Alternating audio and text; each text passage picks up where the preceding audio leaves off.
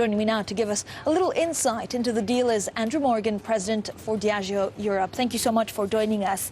You seem pretty confident that you'll be able to entice a lot of the Turkish population to drink, I guess, some of your whiskey instead of drinking Raki. Is this the philosophy behind the acquisition? Well, Francine, this is attractive to us in many respects. You know, this deal comes with the leading brands in the existing local Turkish alcoholic drinks market.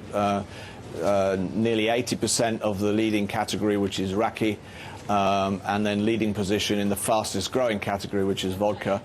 So great brands that have been built by a great team in the Turkish market. So how much but also growth are it gives you us the opportunity to build our own brands, our international brands, as you imply. It's got a great distribution and marketing capability, 650 people in the sales organisation calling on some 50,000 outlets.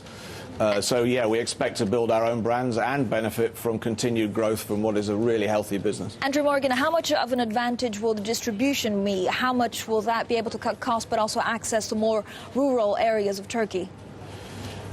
Yeah, I mean, we're not looking at significant cost synergies at this point because our existing business is very small compared to the size of this asset.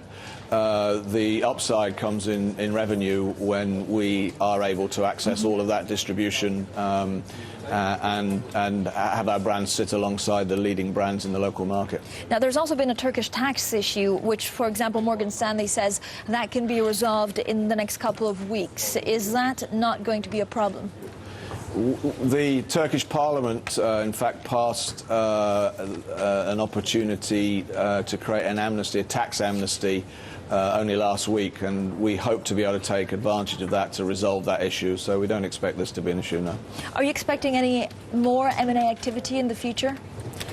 Well, as you know, we are always looking for ways to enhance our portfolio. We've got a strong balance sheet, so we'll be looking at everything and anything that comes up. And this would be what, mainly in the emerging markets, around Europe or elsewhere, for example, South America?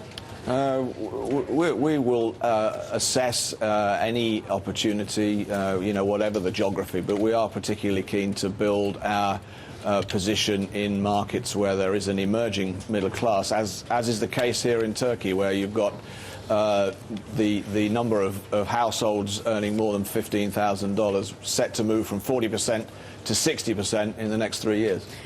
Andrew Morgan, there is a growing middle class in Turkey, but of course it's also still a very religious society. How confident are you that this middle class will tap into alcohol?